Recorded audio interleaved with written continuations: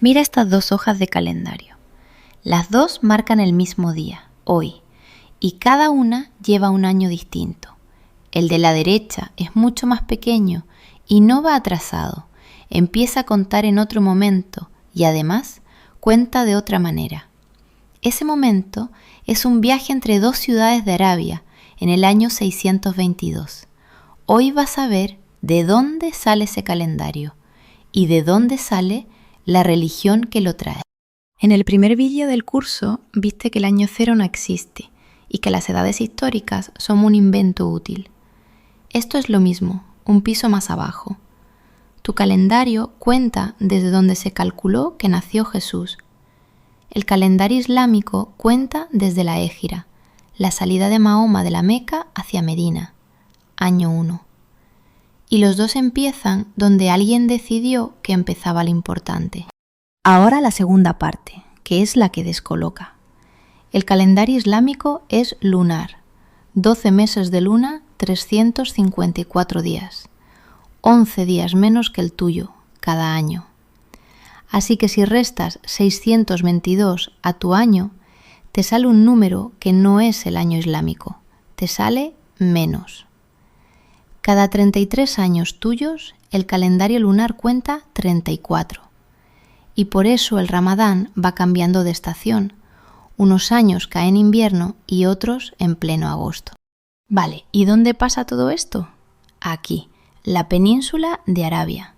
Mírala bien, porque está justo en medio de dos gigantes. Al noroeste, el Imperio Romano de Oriente, el que en el vídeo 2 no se caía. Al noreste, el Imperio Persa.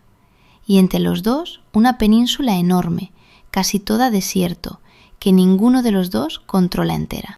Y esos dos gigantes llevan una generación matándose entre ellos. Guerra tras guerra, durante más de 20 años seguidos. Los persas llegan a tomar Jerusalén y a plantarse delante de Constantinopla. El Imperio de Oriente le da la vuelta y gana, pero gana arruinado, sin dinero, sin ejército de sobra y con las provincias hechas polvo. Guarda ese dato, que en el próximo vídeo explica muchas cosas. ¿Y quién manda dentro de la península? La tribu. Tu tribu es tu familia grande y es también tu ley, tu seguro y tu ejército. Si te pasa algo, responden los tuyos. Fuera de ella no te protege nadie, porque por encima de las tribus no hay ningún rey ni ningún estado. La gente vive en oasis y en ciudades pequeñas, y por la península cruzan de sur a norte las rutas de las caravanas. Una de esas ciudades es la Meca, y tiene algo que la hace especial: un santuario, un edificio con forma de cubo, la Kaaba, donde hay imágenes de dioses de muchas tribus distintas. Los árabes van allí en peregrinación, y durante esos meses las tribus no se atacan. A la Meca eso le viene muy bien. Llega gente y la gente compra y vende. En esa ciudad vive un comerciante que se llama Mahoma. Hacia el año 610 empieza a contar algo enorme. Dice que recibe mensajes de un solo Dios y que su trabajo es transmitirlos. De él no existe ningún retrato hecho en vida, así que aquí no vas a ver su cara, vas a ver lo que sí se conserva: la ciudad, las rutas y más adelante un libro.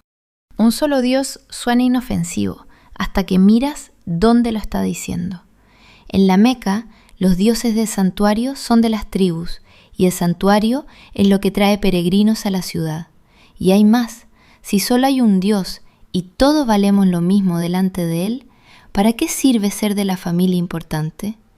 Las familias que mandan en la Meca lo entienden perfectamente. A partir de ahí, a los seguidores de Mahoma se les pone la cosa muy fea. Y aquí llega el año que abría el vídeo, 622.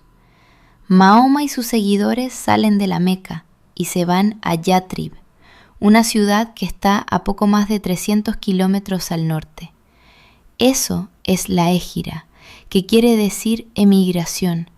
Ni cruzaron un mar ni cambiaron de continente, se mudaron a otra ciudad de la misma península, y esa ciudad cambia de nombre, pasa a llamarse Medina, que quiere decir sencillamente la ciudad. Y en Medina pasa lo que de verdad explica todo lo demás. Allí Mahoma pasa de predicar a organizar la ciudad. Resuelve pleitos, pone normas, firma acuerdos, dirige. La comunidad de creyentes, que se llama Umma, funciona como una tribu nueva, pero a esta se entra creyendo y no naciendo. Y esa manera de pertenecer cambia las reglas del juego en toda Arabia. Desde Medina, la comunidad crece deprisa, con acuerdos con unas tribus y con guerra con otras. En el año 630 entran en la Meca, vacían el santuario de imágenes y lo dedican a un solo Dios. La Kaaba sigue en pie, con otro sentido. Y en el 632 muere Mahoma. Para entonces, buena parte de la península responde ante una misma comunidad. Vamos con las palabras, que en el examen valen puntos.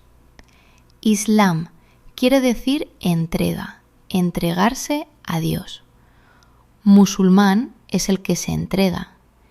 Y Alá no es el nombre de un Dios distinto. Alá es la palabra árabe para decir Dios, tan literalmente que los cristianos que hablan árabe también rezan a Alá. Esos mensajes se recitaban de memoria y se apuntaban sueltos.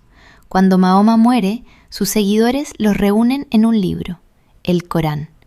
Corán quiere decir recitación, porque nace para decirse en voz alta. Está escrito en árabe y para un musulmán es la palabra de Dios, dicha por Dios. Y ahora algo que sorprende a mucha gente. Para un musulmán, Abraham, Moisés y Jesús son profetas, la misma gente que sale en la Biblia. Judaísmo, cristianismo e islam reconocen a un único Dios y comparten buena parte de sus historias. Suena raro porque te las cuentan por separado. En el siglo VII estaban puerta con puerta, con una diferencia importante. Para un musulmán, Mahoma es el último de esa lista de profetas, un hombre, no un dios. Por eso la tradición islámica evita representarlo, porque dibujarlo se acerca demasiado a adorarlo. Y esa idea llega hasta el arte, que verás en el capítulo 7. Paredes enteras cubiertas de decoración y ni una sola cara. Vuelve un momento a las tribus. Antes, quien te protegía eran los tuyos, tu sangre.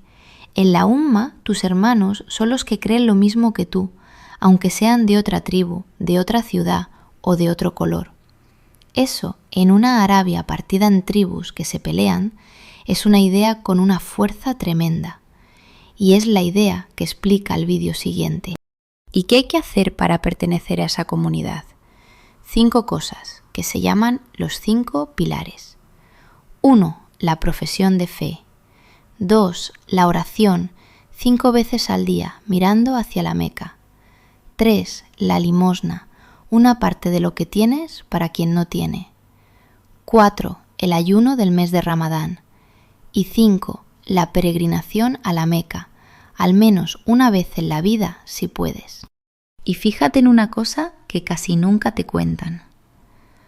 4 de los 5 son cuestión de cuándo. La oración es cada día. La limosna y el ayuno cada año. La peregrinación una vez en la vida. Y el primero, la profesión de fe, se dice una vez y ya vale. Es la puerta de entrada. Ordenados así, se deducen solos. Antes de recoger, mira dónde ha llegado todo esto. Ese calendario sigue en marcha y marca Ramadán cada año en el móvil de algún compañero tuyo de clase. Esa peregrinación se sigue haciendo y reúne a casi 2 millones de personas cada año. Y hoy, casi 1 de cada 4 personas del planeta es musulmana. Recogemos. Arabia estaba partida en tribus, entre 2 imperios agotados de pelearse.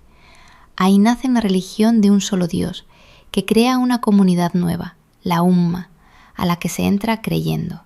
Su libro es el Corán, y sus obligaciones son los 5 pilares, y su año 1 es el día en que esa comunidad se mudó de ciudad. Y las fechas. Con 3 te vale.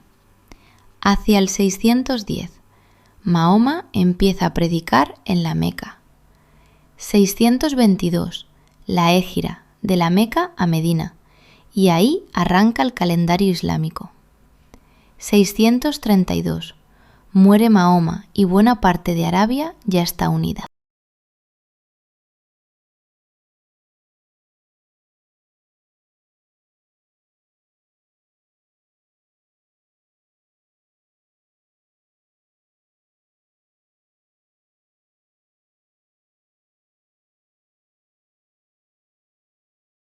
Para acabar, en el año 632, todo esto cabía todavía en una península, entre 2 imperios que ni la miraban. En menos de 100 años, esa misma comunidad manda desde el Atlántico hasta la India. ¿Cómo pasó eso? Es el vídeo siguiente. Si te ha servido, suscríbete.